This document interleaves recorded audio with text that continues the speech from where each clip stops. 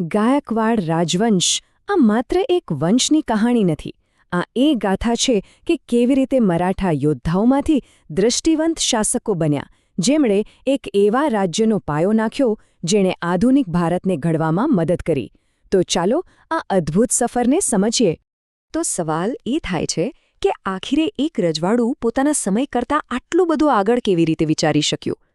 શિક્ષણ, બેન્કિંગ, સમાજ સુધારણા દરેક ક્ષેત્રમાં એમણે જે કામ કર્યું એ ખરેખર અકલ્પનીય હતું. ચાલો આ પ્રગતિશીલ વારસા પાછળના રહસ્યોને જાણીએ. આખી વાર્તાની શરૂઆત થાય છે 18મી સદીમાં. ત્યારે મુઘલ સામ્રાજ્ય તૂટી રહ્યું હતું અને આખા ભારતમાં એક રાજકીય ખાલીપો સર્જાયો હતો. બસ આ જ સમયે ગુજરાતમાં એક નવી શક્તિનો ઉદય થઈ રહ્યો હતો, ગાયકવાડ. તો આ રાજવંશનો પાયો નાખ્યો પિલાજીરાવ ગાયકવાડે, સોનગઢથી શરૂઆત કરીને. પણ અસલી વિસ્તાર તો એમના પછી દામાજીરાવ દ્વિતીયના સમયમાં થયો. અને જે સૌથી મોટો ટર્નિંગ પોઈન્ટ હતો એ આવ્યો 1753માં, જ્યારે એમણે અમદાવાદ જીતી લીધું. બસ આ જીત સાથે જ ગુજરાતમાંથી મુગલ શાસનનો સફાયો થઈ ગયો અને ગાયકવાડ રાજ મજબૂત બન્યું. પણ સત્તા સ્થાપવી એ એક વાત છે અને એને ટકાવી રાખવી એ બિલકુલ બીજી. રાજ્યની સ્થાપના પછી તરત જ એવો સમય આવ્યો જ્યારે આંતરિક ઝઘડા અને બહારના દબાણને કારણે રાજવંશનું ભવિષ્ય જ દાવ પર લાગી ગયું. વડોદરા એ સમયે 2 મોરચે લડી રહ્યું હતું.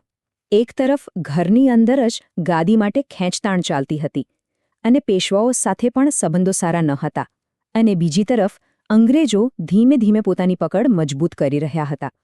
આ બેવડા દબાણે રાજ્યને ખરેખર મુશ્કેલીમાં મૂકી દીધું હતું. અને પછી આવ્યું એ સંકટ જેણે બધું જ બદલી નાખ્યો. એ વખતના રાજા મહારાજા મલ્હાર રાવ પર ગંભીર આરોપો લગાવીને અંગ્રેજોએ એમને ગાદી પરથી ઝટાવી દીધા. કોઈ ભારતીય રાજાને આ રીતે સત્તા પરથી હટાવવાની એ એક બહુ મોટી ઘટના હતી. આના કારણે વડોદરામાં સત્તાનો શૂન્યાવકાશ સર્જાયો, પણ સાથે જ એક નવા યુગના દરવાજા પણ ખુલ્યા. કહેવાય છે ને કે દરેક સંકટ એક તક લઈને આવે છે. બસ એવું જ કંઈક વડોદરામાં થયું. કોઈએ કલ્પના પણ નહોતી કરી કે એક નાનકડા ગામનો છોકરો વડોદરાના સિંહાસન પર બેસશે અને એક નવા સુવર્ણ યુગની શરૂઆત કરશે. આ વાર્તા કોઈ ફિલ્મી સ્ક્રિપ્ટથી ઓછી નથી. વિચારો, સિંહાસન ખાલી છે, મહારાણી જમનાબાઈ વારસદારની શોધમાં છે અને એમની નજર પડે છે નાસિક પાસેના કવલાણા ગામના એક 12 વર્ષના છોકરા પર, જેનું નામ હતું ગોપાળરાવ. એ જ ગોપાળરાવને દત્તક લેવામાં આવ્યા અને એ બન્યા મહારાજા સયાજીરાવ ગાયકવાડ ત્રીજા, જેમણે વડોદરાના ઇતિહાસનો સુવર્ણ અધ્યાય લખ્યો. તો ચાલો હવે સીધા જ એ ક્રાંતિકારી સુધારાઓ પર જઈએ જેણે સયાજીરાવ ત્રીજાના શાસનને અને વડોદરાને ખરા અર્થમાં સુવર્ણયુગ બનાવ્યો. આ શબ્દ પર ખાસ ધ્યાન આપજો. પ્રથમ, જરા વિચારો 1906ની સાલમાં, જ્યારે મોટાભાગના ભારતમાં શિક્ષણ કે અમુક લોકોનો અધિકાર હતો, ત્યારે વડોદરાએ એને દરેક બાળક માટે ફરજિયાત અને મફત બનાવી દીધું. આવું કરનારું એ આખા ભારતનું પહેલું રાજ્ય હતું. આ કોઈ નાનીસૂની વાત નહોતી, આ એક સામાજિક ક્રાંતિ હતી. પણ સયાજીરાવ જાણતા હતા કે સાચો વિકાસ માત્ર શિક્ષણથી નહીં પણ સમાજ સુધારાથી આવે છે. એટલે જ એમણે બાળલગ્ન પર પ્રતિબંધ મૂક્યો, વિધવા પુનર્લગ્નને કાયદેસર બનાવ્યા અને સૌથી અગત્યનું, દલિત બાળકો માટે અલગ શાળાઓ ખોલીને અસ્પૃશ્યતા જેવી બધી પર સીધો પ્રહાર કર્યો. આ બધા નિર્ણયો એમના સમય કરતાં દાયકાઓ આગળના હતા. અને એમની દૂરંદેશીનો આનાથી મોટો પુરાવો બીજો કયો હોઈ શકે? એમણે માત્ર કાયદા ન બનાવ્યા, એમણે સાચી પ્રતિભાઓને પારખી. એક યુવાન વિદ્યાર્થી ભીમરાવ આંબેડકરમાં રહેલી ક્ષમતાને ઓળખીને એમને છેક અમેરિકા ભણવા મોકલ્યા. આ એક નિર્ણયે ભારતના બંધારણ અને ભવિષ્યને ઘડવામાં કેટલો મોટો ભાગ ભજવ્યો એ આપણે સૌ જાણીએ છીએ.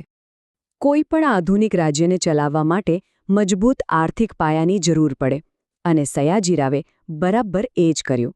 આજે આપણે જે બેંક ઓફ બરોડા જોઈએ છીએ એની સ્થાપના એમણે 1908માં કરી હતી. આ ઉપરાંત રેલવેનું વિશાળ નેટવર્ક બનાવ્યું, લોકોને પીવાનું શુદ્ધ પાણી મળે એ માટે આજવા ડેમ બનાવ્યો અને ખેડૂતો માટે બેંકો ખોલી.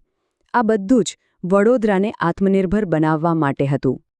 પણ વડોદરાની ઓળખ માત્ર કાયદાઓ કે વિકાસના પ્રોજેક્ટ્સથી નથી બનવાની. એની અસલી ઓળખ હતી એની સંસ્કૃતિ. કળા અને જ્ઞાનને જે પ્રોત્સાહન મળ્યું એણે જ વડોદરાને સંસ્કારી નગરીનું બિરુદ અપાવ્યું. ચાલો આ અમર વારસા પર એક નજર કરીએ. વડોદરાની શાન એટલે લક્ષ્મી વિલાસ પેલેસ. આ માત્ર એક મહેલ નથી, આ ગાયકવાડી શાસનની ભવ્યતાનું જીવંત પ્રતીક છે.